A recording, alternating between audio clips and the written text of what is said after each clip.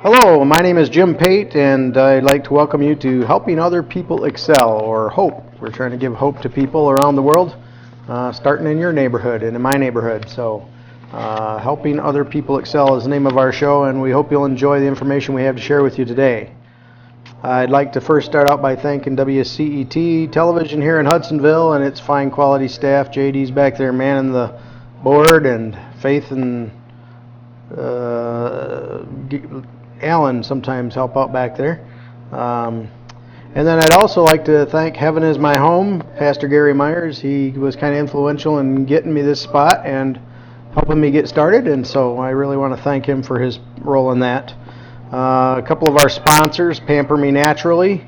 If your skin could talk, it would say, please pamper me. And they have all natural soaps and lotions and lip balms and salves and all kinds of things for your skin. So you want to check them out.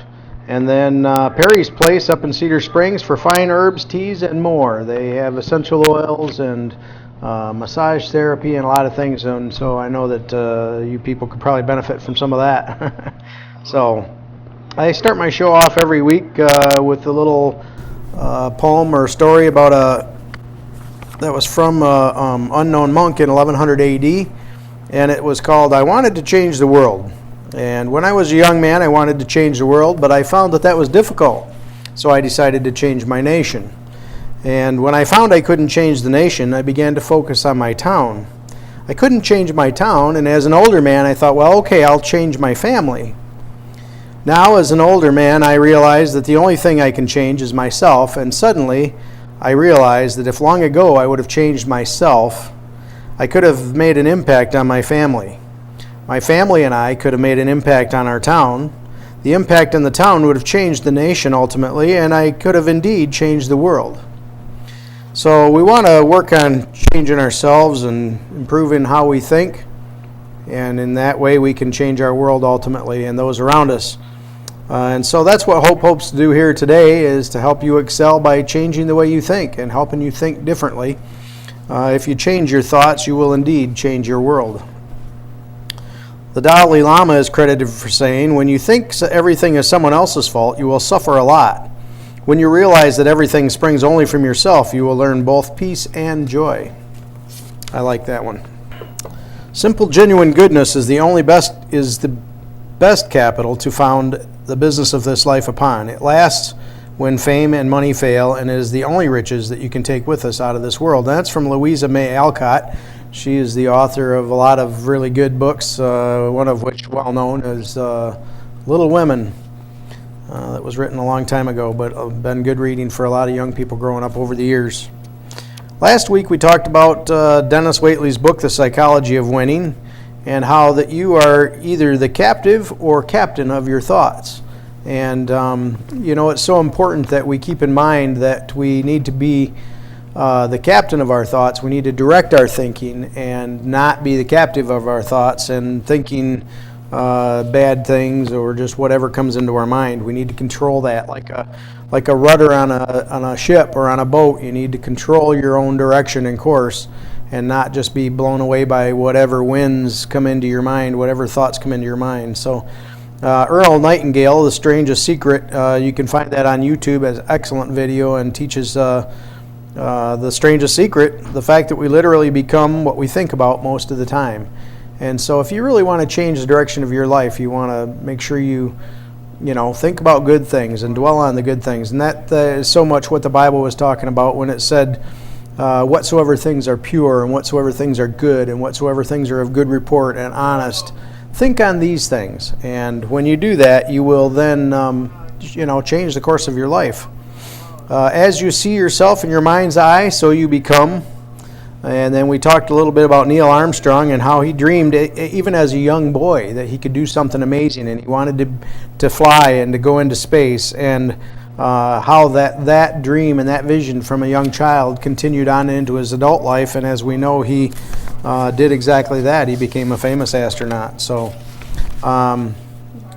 what you see in your mind's eye is what you become, and that's a choice that you make every day. You can become an alcoholic or an athlete. You can become a prostitute or a nurse. You can be a drug dealer or a teacher. a panhandler or the president, a nobody or a somebody, a winner or a loser. It's up to you. It's how you choose to think for yourself and of yourself. In The Power of Psychology of Winning, Dennis Waitley's book, it's how you personally take it that counts. So things that are said to you, do you take that in a positive way, or do you maybe automatically jump to the negative conclusions? I think we talked a little bit about Terry Brady at one time and how of life leadership, and how when she types in her name, it comes in Terri, and the spell checker on her phone automatically pops up and says terrible. And she was a little surprised because even the spell checker's negative, and so we want to check our thoughts because we even need to check the spell checker. The spell checker gives us the words that we use most often, and that goes negative, and we really need to change that. We need to change it for the positive, because Terri could also be the beginning of terrific. But for some reason, the spell checker went to terrible, and so we need to really be the spell checkers of our own hearts and our minds, and make sure that we constantly direct our minds to think on the positive things. And in that way, we can direct our lives and have a more positive life and a positive effect on our family and friends.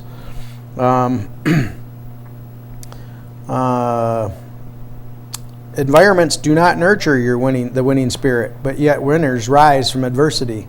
And I think that's just really important to keep in mind, that everybody has winning and losing in their lives. They all have times that go well and times that don't go so well. And doing what you've always done is going to get you what you've always got. So if you want something different in your life, you need to change that up. You need to change the way you think. I think it was Einstein that said the definition of insanity is doing what you've always done. Is doing the same thing over and over again and expecting different results. And that certainly sounds like insanity to me. We talked about Pink Floyd's song Time, and how our most valuable commodity is time. And, in their song it talks about ticking away the moments that make up a dull day. We fritter and waste the hours in an offhand way. But the sun in a relative way is the same in a relative way, but it's sinking and racing around to come up behind us again. And we need to remember that our time is a valuable commodity, and so oftentimes we trade our time for money and a pitiful little amount of it. If you think about going to work and you've got a job and you're getting paid $10 an hour or even $20 an hour, how much is that worth? How much is an hour of your time worth? And so we want to make sure that we use our time wisely. Play the game to win. There's no time to lose. So those were the highlights of last week's show. We want to change our thoughts by reading, because leaders are readers. And so I encourage you to get into some good books today.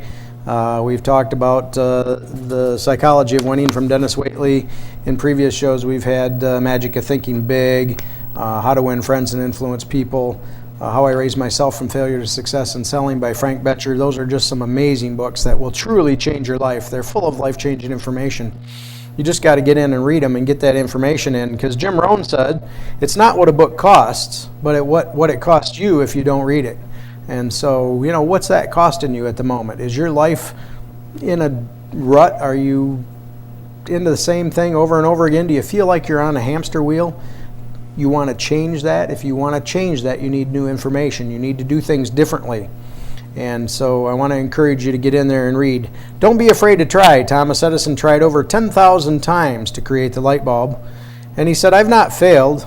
I've just found 10,000 ways that wouldn't work. And, that's the right kind of attitude to have, is we need to keep our eyes on the fact that, mistakes happen and things don't always work out the way we want them to. But if we just remember that was just another way, that we won't do it next time and change it up a little bit and try something different, we'll have different results. So don't be afraid of hardships. C.S. Lewis, the author of Chronicle of Narnia, several good books from childhood, said hardships often prepare ordinary people for an extraordinary destiny. And if you are looking for that extraordinary destiny, I know I am. I don't like the hamster wheel effect. I don't like running around and doing the same thing over and over and over again. It just wears on me, and I just feel like my life isn't of any purpose or use when that happens. But I know that God has created me for a much bigger purpose, and hopefully that purpose is to reach out to you today and minister somehow in some way to your heart and help you realize that you are important and that you can accomplish things. And that's what we're kind of going to kind of talk about today, is how even the most insignificant people can have a huge impact on their surroundings and their lives and the lives of others, even though they don't think they're important, even though they think that they're insignificant. Maybe they're a janitor and they say, well, how can I make a difference in people's lives that way? And so we're going to look at a little snapshot about that kind of thing today. New York Times best-selling author Orrin Woodward says, failure is not a person, it's an occurrence. It's not a noun, it's a verb. So nobody can be a failure. Failure is a verb. Failure is an action word, and you can't become a failure. You can have a failure. You can fail occasionally, and we all do. We all fail, and it's not how many times you fall, but how many times you get back up, right? So failure is not a person. You are not a failure. You are a success. You just got to keep going. You got to pick yourself back up again and go again another round and try one more time to make that light bulb work as Thomas Edison did. And sooner or later, you'll happen upon the right combination. Robert Kiyosaki, author of The Cash Flow Quadrant, another very amazing book that can truly change your life if you learn to get into the reading again and dig into that kind of information. Robert Kiyosaki said, success is a poor teacher. We learn the most about ourselves when we fail. So don't be afraid of failing. Failing is part of the process of success. You can't have success without failure. And Robert Kiyosaki is a very wealthy man. He's done well for himself over the years, and he, like me, is trying to teach you the secrets of being successful and of being motivated and so on. And so he's out there writing these books, and he's a man that knows. He went from failure to success. He lived at one time out of his car. He had nothing. He was broke, and he built that into millions and turned his whole fate around because he chose to direct his thoughts and be in charge of his thinking and learn new thinking to be successful in areas that he might not have been otherwise. I was noticing a small little saying today on Facebook, and I get a lot of things from there, some of them not so good. I think we've all had a little bit of Facebook here and there, but there's some great sayings out there if you look for that. But then again, it's the same thing. You look for the good and you ignore the bad. Just set that off to the side. And it's what you put into your head that makes the difference. And so we want to make sure we feed ourselves good information. So today I'm going to give you a little bit of a story about a bus that took people into the city. And every day these people rode the bus, and as you might expect, everybody get on and they'd find their usual seat, and they'd be quiet and sit there during the duration of their ride and not talk to anybody and maybe read their newspaper or something like that. But among that group was an old fella. He was somewhat bent over from the age, and you could tell that the burdens of life had really done their toll on his life. And, he kind of took his time getting up the steps and had a little difficulty with that. And he'd finally sit down in his seat. And every day he rode to the senior citizen center, and he'd sit alone in a seat right behind the driver. And one day he hobbled up on the bus, but had a little bit more energy that day. And he looked at the bus driver and smiled and said good morning, and he kind of looked around at the rest of the people on the bus and he smiled at them, and the driver kind of nodded at him a little guardedly and thought, I wonder what's going on with this fellow. He's a little different today. And so then the next day came, and energetically this fellow got on the bus this time, and he had a big smile, and he turned around and looked at the whole entire bus and said, a very good morning to you all. And the amazed passengers kind of looked a little bit startled, but they murmured out a good morning, and then they went on to ride the bus. And then the next day, the old gentleman got on, and this time he was wearing a nice older suit with a wide out-of-date tie and his hair carefully combed, and he was slicked right up as good as he could do, you could tell. And he got on and he said, good morning. And every day he'd say good morning from that point on to the passengers. Well, the passengers, they all started responding and saying, "Good morning." But nobody really got this fella's name, but he was already warming up that bus. He was already making people feel differently just because he chose to behave a little differently.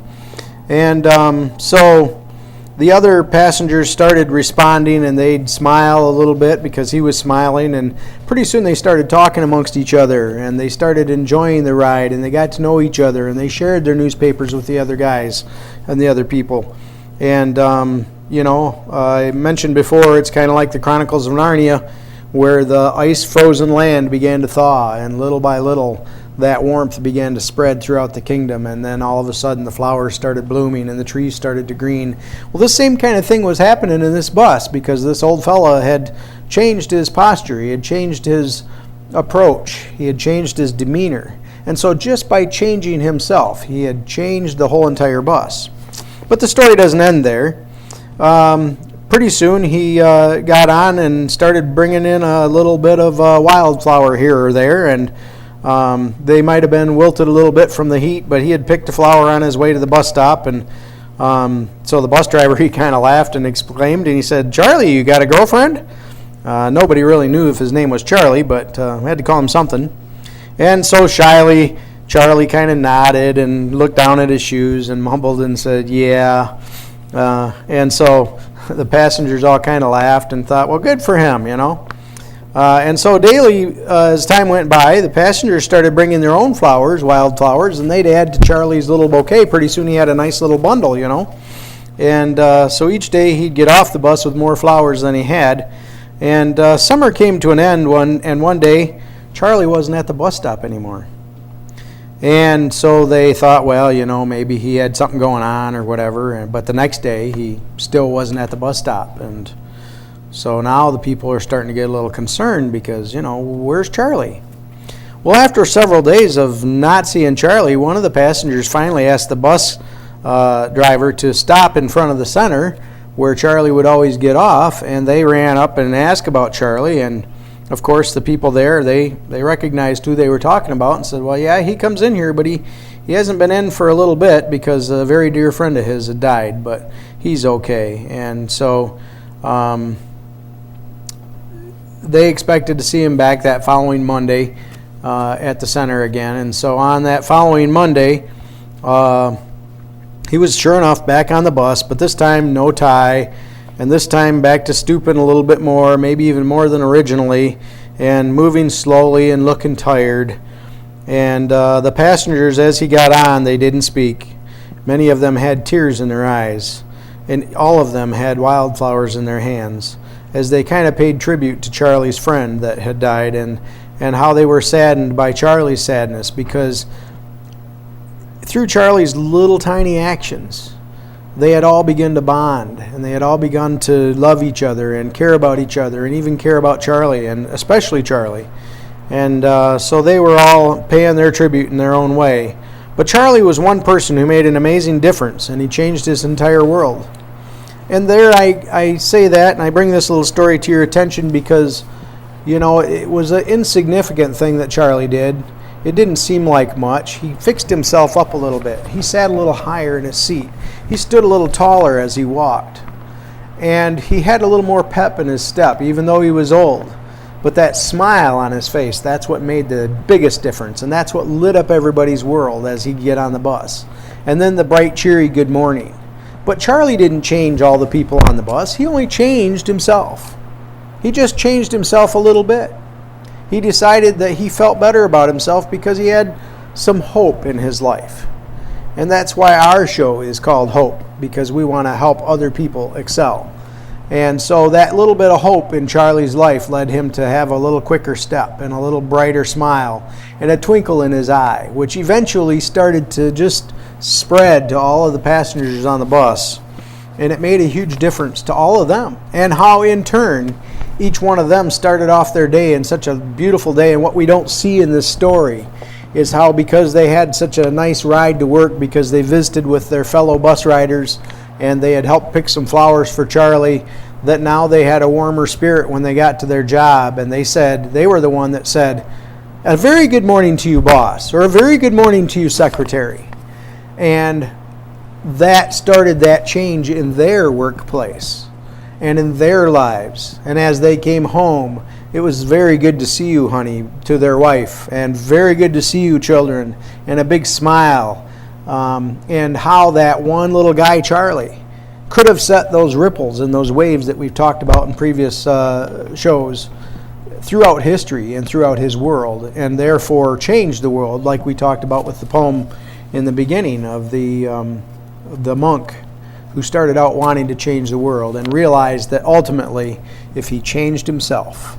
Charlie is a great example of that. Charlie changed himself. He changed himself just a little bit. He gave just a little bit more. And what did it cost Charlie? It cost him nothing. That little extra that he gave cost Charlie nothing. But it meant the world to those bus passengers. And it meant the world to them so much that when Charlie went through a difficult time, they gave back to Charlie. Charlie received back what he had sent out. And it's going to be that way in your life too.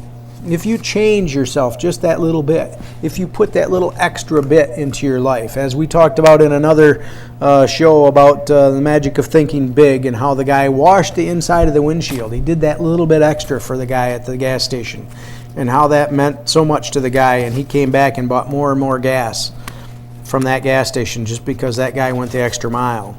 And so I want to encourage you to go that extra mile in your own life. Give that little extra smile. It cost us nothing to smile. It cost us nothing to give from our hearts. It cost us nothing to help somebody up the steps or through the door or across the street. But how much is that going to make a difference in that person's life? It kind of reminds me of the young boy that was going along the seashore, and the tide had gone out, and there were all these starfish all over the beach. And one by one, he'd see a starfish, and he'd pick it up, and he tossed it back in the ocean. And a wise old fellow was watching all of this from the shore, and he walked over to the young man, and he said, "Young man," he said, "there's millions of starfish on this beach. How could you possibly expect to make a difference?" And the young boy picked up the next starfish, and he looked at it for a second, and he tossed it into the ocean, and he said, "You know what? I made a difference to that one. I made a difference to that one." I want to encourage you to be the difference to that one. Just that one. It's going to make a huge difference in the world. Don't be discouraged and think you're small, because you're not small. You are not unimportant. You are very important. That's why you're here. You were chosen out of thousands and thousands of, maybe millions and billions of small little sperm cells. You were the one that exceeded and succeeded to make it, to fertilize that egg. You were the strongest, you were the fastest, and you still are. You're still very important, and you're still very special. So I want to encourage you, just give that little extra today. Dig deep. Pick out from deep within inside you what extra you have there. Don't worry about your troubles and the things that are burdening you today. Put those aside for the moment and smile. Put on a big smile and say a very good morning to you, to the next person you see, or afternoon, whatever time of day it happens to be. But give that little extra of yourself, because it costs you nothing, but it's going to mean so much. And we can ultimately change the world by just those little tiny acts of unselfishness, those little tiny acts of extra effort. So Zig Ziglar said, it's your attitude, not your aptitude, that will determine your altitude. And so I want to encourage you that as you do this, like the old fella got back because of the smiles that he originally started to give, as you begin to give, it will come back to you. And it will be your attitude, not your aptitude, that's going to make a difference in your future. And that'll make a difference in your altitude and where you go. So I'm getting to the end of my show today, and I sure hope that some of this was a blessing to you and that it reached out and touched your heart. I've enjoyed ministering this to you, and I again want to thank our sponsors, Pamper Me Naturally.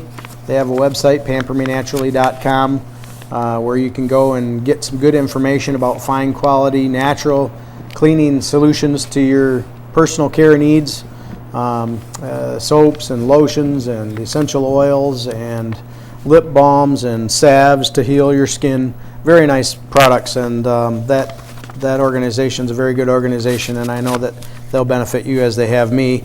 And then Perry's Place is also the home of Kin of Hope there in Cedar Springs, right downtown in the big metropolis of Cedar Springs, Michigan. And he carries fine teas and herbs and much, much more. They have massage therapy, they do energy work, they also do the aromatherapy thing, and they'll be more than happy to teach you what they know about those things. And you'll see we'll have posted on your screen our website where you can go to. It's http://tinyurl.com/Jim's Hope. And if you'd like to leave me some information, my email address is jim.pate, that's P as in Peter, ATE, @gmail.com. And you can drop me an email, or you can give me a call sometime, 616-799-0517.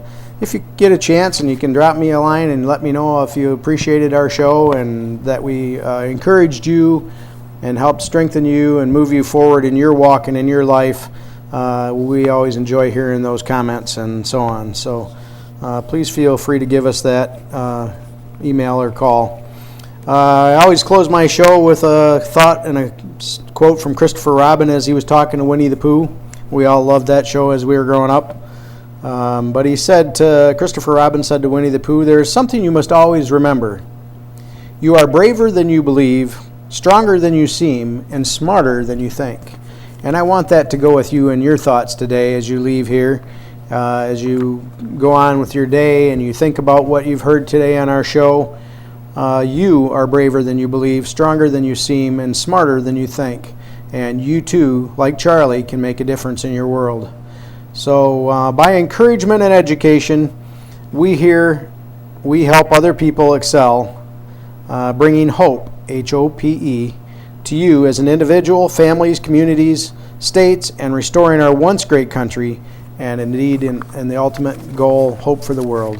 Thank you again for joining us today, and look forward to seeing you again next week at this same time, WCET Television here in Hudsonville, Community Ed TV, and thank you again to our fine staff that helped us put this show together today, and we hope you'll visit us again next week. God bless you.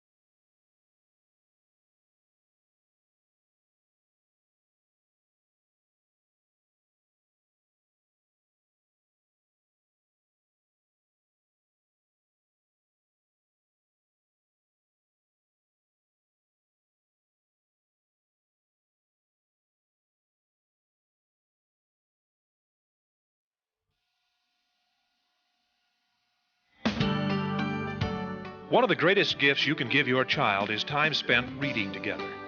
Take 5 today and every day to read with your child. Children love words that rhyme. Rhyming words are important to reading because they call children's attention to the sounds inside words. Say 2 words that rhyme to your child, such as cat and hat. Then ask your child to listen to the words that rhyme. Cat, hat. Then give your child another word that rhymes. Rat. Next, ask your child to think of a word that rhymes with hat and cat. Repeat this game with other words that rhyme. Remember, children become good readers when their parents read with them. It really is as simple as that. So take 5 today and every day to read with your child.